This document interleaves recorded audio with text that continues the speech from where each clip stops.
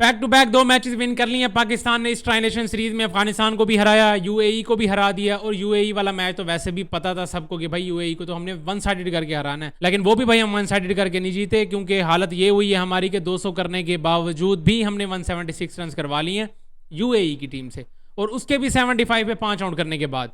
यानी पता नहीं कितने टूर्नामेंट्स हो गए हम यही देखते हुए आ रहे हैं कि हमारी टीम हमेशा अगली टीम के 4-5 आउट ऐसे ही कर देती है, कभी 40 पे, कभी 50 पे, कभी 60 पे। मतलब आधी टीम को हम पहले ही फारिग कर देते हैं, लेकिन जो बाकी की आधी टीम होती है वो फिर हमें फारिग कर देती है। ये तो पता नहीं हम कितने टूर्नामेंट से देखते हुए आ रहे हैं। बल्कि कई दफ़ा तो ऐसे हुआ है कि 5 आउट करने के बाद बाकी की टीम आगे हमें मैच भी हरा देती है। 2022 का वर्ल्ड कप देख लें, इंडिया वाला 4 आउट हमने टाइम से कर लिए, लेकिन उसके बाद फिर हम वो वाला मैच हार गए। लेकिन आज अब यही बातें करोगे कि भाई पाकिस्तान मैच जीत गया, उसके बावजूद आप इस तरह की बातें कर रहे हो। भाई बनती हैं, जिस तरह की टीम खिला रही है हमारी मैनेजमेंट, माइक हसन साहब की अलग ही एक सोच बनी हुई है ना, ऑलराउंडर्स खिलाने वाली, ये आपको लेकर डूबेगी एशिया कप में। मैं लिख के दे रहा हूँ आपको, क्योंकि 3 बॉलर्स के साथ जब देख लो ये बंदा 3 बॉलर्स के साथ उतर जाता है।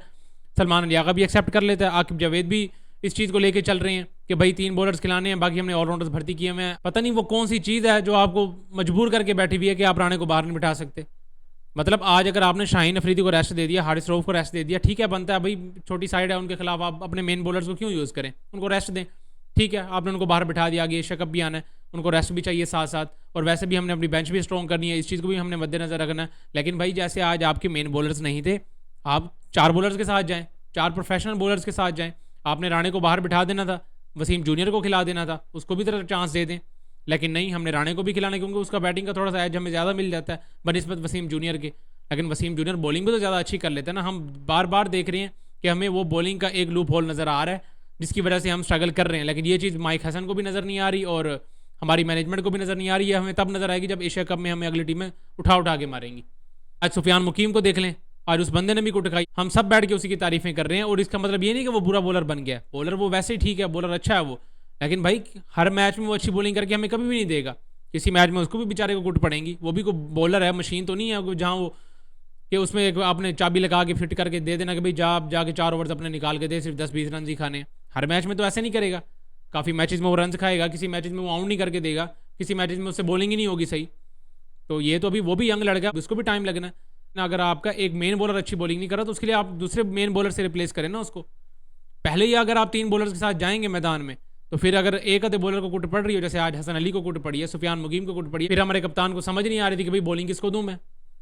वो एक आसिफ खान, वो आगे हमें 76 रन मार के जा रहा है 220 के स्ट्राइक रेट के साथ। आगे इंडिया में तो हार्दिक पांड्या पड़ा हुआ है, उधर तो स्ट्राइक रेट के भरे पड़े हैं बैटर्स। शुरू में अभिषेक शर्मा आ जाएगा, फिर हमारा शुभमन गिल आ जाएगा, सूर्या कुमार यादव पड़ा हुआ है, हार्दिक पांड्या है, उनके तो एक के बाद एक बैटर्स पड़े हुए हैं। कैसे हम कम्पीट करेंगे उनके साथ इस स्ट्रेटजी के साथ। तो मेरे हिसाब से हमारी टीम अच्छी है, अच्छा परफॉर्म कर रही है, लेकिन जो मैनेजमेंट के काम है वो बिल्कुल ही गंद मारती हुई आ रही है करसे से। चाहे टीम सेलेक्ट करनी हो कि भाई 15-17 लड़के कौन से सिलेक्ट करने हैं, या जब प्लेइंग 11 बनानी हो, उसका भी उनको नहीं पता कि भाई प्लेइंग 11 में कौन कौन से लड़के फिट आते हैं इन कंडीशंस के हिसाब से। हमेशा हम ये चीज़ें देखते हुए आ रहे हैं। अब यूएई का मैच था, मैं कहता हूँ पहले तो हमने 200 मार के मैच को एक साइड पे कर दिया। यकीन करो 100 पे ख़त्म करना था इनको। जिस तरह की आगे टीम थी, हमें 100 पे फारिग करना था इस टीम को, लेकिन हमने उनसे भी 176 रन खा लिए। 30 रन के मार्जिन से अगर हम यूएई से जीत रहे हैं ना, तो आगे इंडिया ने तो हमें कहाँ जीतने देना, मुझे बताओ। अफगानिस्तान के साथ भी अगर हमने एक मैच जीत लिया, तो इसका मतलब ये नहीं है कि अब लिख दिया गया कि भाई हमने अफगानिस्तान को आगे जितने मैचेज आने सारे हरा देने हैं। इन कंडीशन में अफगानिस्तान हमेशा हमारे लिए मुश्किल पैदा करेगी। बाकी भाई जरा बैटिंग बॉलिंग में नज़र डालते हैं, तो बैटिंग बॉलिंग में सिर्फ और सिर्फ हमारे 2 बैटर्स चले हैं। शुक्र है कहीं जाके सैम अयूब भी थोड़ा दोबारा अच्छे टच में नज़र आया और आज रन किए बेचारे ने, वरना जब से इंजरी के बाद है उसकी कोई गिनी चुनी इनिंग्स ही हैं, 3-4 इनिंग्स हुई हैं मेरा ख्याल है, वरना तो 5-10 2-3 इससे ऐसे ही आउट होकर चला जा रहा है। तो आज शुक्र बहुत अच्छे टच में नज़र आ रहा था, 4 छक्के भी मारे हैं बंदे ने, तगड़ी किस्म की बैटिंग की है। फ़खर ज़मान ने भी भाई साहब रन नहीं किया, टॉप आउट हमारा फिर फेल हो गया आज, सिर्फ एक सैम अयूब ही रह गया, बाकी तो सारे आउट हो गए। सलमान अली आगा भी जल्दी आउट हो गए। उसके बाद हसन नवाज़ ने मिडिल ऑर्डर में आगे अच्छी तगड़ी बैटिंग की है, जिस तरह की वो बैटिंग करता ही है हमेशा। उसने तगड़े छक्के मारे हैं, एक्स्ट्रा कवर के वो जो छक्के मारता है ना, वो तो मेरे फेवरेट है ना उसके। तो हसन नवाज़ की अच्छी बैटिंग और सैम अयूब, सिर्फ और सिर्फ 2 बैटर्स चले हैं। और उसके साथ साथ मेरा मैच विनर 25 रन वो जो जोड़ के गया ना, वो पिछले मैच में भी उसने 20-21 रन किए थे अच्छे इंटेंट के साथ, अच्छे स्ट्राइक रेट के साथ, और आज फिर वो बंदा अच्छे स्ट्राइक रेट के साथ बैटिंग करके गया। तो नवाज़ का टीम में होना ये तो जस्टिफाई हो रहा है। वो जब बॉलिंग करता है तब आपको आउट करके भी दे रहा है, अच्छी बॉलिंग कर रहा है, जब वो बैटिंग पे आता है आपको हैंडी रन भी करके दे रहा है, तो उसकी तो समझ आ रही है इन कंडीशन में। ये तो मैंने पहले ही कह दिया था कि स्पिनिंग ऑलराउंडर फिर भी बेहतर है, लेकिन राणा फ़हीम अशरफ की मुझे कोई समझ नहीं आ रही इन कंडीशन में। ख़ास तौर पर अगर आपने पेसर की तरफ जाना ही है, पेसर ऑलराउंडर की तरफ, तो वसीम जूनियर ज़्यादा बेटर ऑप्शन है मेरे हिसाब से, क्योंकि वो बॉलिंग बेहतर करता है।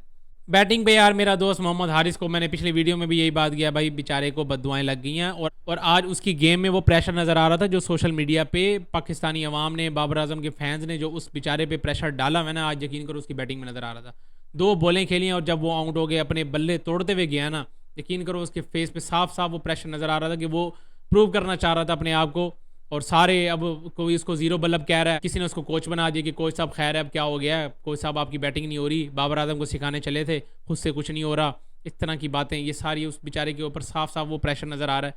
ठीक है, और प्लेयर्स ये चीज़ें फील करते हैं, जाहिर सी बात है वो भी इंसान है। अब सोशल मीडिया पे इतना ज़्यादा क्रिटिसाइज़ किया जा रहा है मोहम्मद हारिस को, तो इस बेचारे को मसला तो होगा। और आज जिस तरह वो बैटिंग करते हुए अपना बल्ला तोड़ के गया बाद में जब आउट हुआ है वो, तो पाकिस्तानी फैंस और ख़ासतौर पर बाबर आजम फैंस से थोड़ी सी यही गुजारिश है यार, वो भी पाकिस्तानी प्लेयर ही है और उसने कोई इतनी बड़ी और इतनी कोई बुरी बात भी नहीं कह दी थी जिसकी वजह से आप उसको इतना ज़्यादा क्रिटिसाइज़ कर रहे हो। और अब बेचारे पे एक एक्स्ट्रा प्रेशर और ऐड हो गया कि अब उसने अपनी बैटिंग के साथ साथ अपनी टीम को मैच जितवाने के साथ साथ अब इन फैंस को भी प्रूव करके दिखाना है कि नहीं भाई मैंने कुछ ना कुछ रन करके दिखाने हैं, इन फैंस को भी प्रूव करके दिखाना है। तो ये एक एक्स्ट्रा प्रेशर उसके ऊपर एक ऐड हो गया जो कि एक बुरी चीज़ है मेरे हिसाब से। खैर इस तरह भी पहले बैटिंग करते हुए पाकिस्तान ने 200 रन तो लगा दिए, फिर आ जाती है जी पाकिस्तान की बॉलिंग। अब शाहीन शाह अफरीदी भी रेस्ट पे, हारिस रऊफ भी रेस्ट पे है, और उसके बावजूद भी हमने सिर्फ और सिर्फ 3 बॉलर्स खिलाए हुए हैं, सलमान मिर्ज़ा 1, हसन अली 2 और उसके अलावा सुफियान मुकीम 3। बाकी हमारे पास ऑलराउंडर्स हैं, मसला ही कोई नहीं है। राना फ़हीम अशरफ है वो बॉलिंग करके देगा हमें, सलमान अली आगा भी पड़ा हुआ है, सैम अयूब भी पड़ा हुआ है, ये सारे ऑलराउंडर्स भर्ती किए हुए हमने। किस लिए भर्ती किए हैं, यही ओवर्स का निकलवा के देंगे हमें।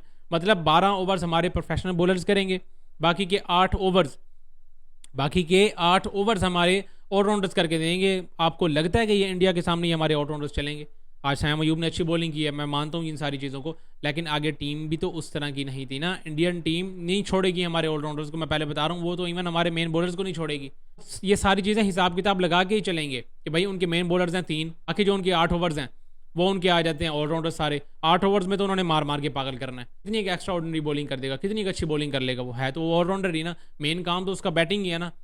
जब वो गंदी बॉलिंग करके आएगा, क्या उसको कोच बैठ के को बात कर सकता है कि भाई तूने इस तरह की बॉलिंग क्यों की है? वो तो यही कहेगा भाई मैं हूँ पार्ट टाइमर, मैं तो इतनी बॉलिंग कर सकता हूँ, आपको खुद को समझ नहीं आ रही। किसी भी कोच के सामने इस तरह कहेगा तो नहीं, लेकिन दिल में तो उसके यही होगा भाई मेरा मेन डिपार्टमेंट बैटिंग है, एक एक्स्ट्रा मेरे पास ऑप्शन है, मैं बॉलिंग करके दे सकता हूँ आपको, लेकिन आपने इतना ज़्यादा मेरे ऊपर रिलाई करना ही नहीं था शुरू से ही। अब बॉलिंग पे बात करें तो बॉलिंग पे हमारे मेन बॉलर्स जो कि आज हमने खिलाए हैं, हसन अली को हमने एज अ मेन बॉलर खिलाया। हसन अली ओब्वियसली हमारा मेन बॉलर है, उसके बाद सलमान मिर्ज़ा भी हमारा मेन बॉलर है, और साथ ही साथ हमारा सुफियान मुकीम। तीनों ही बॉलर्स को मार पड़ी है, यानी तीनों हमारे मेन बॉलर्स हैं और यूएई के ख़िलाफ़ उन्होंने मार खाई है।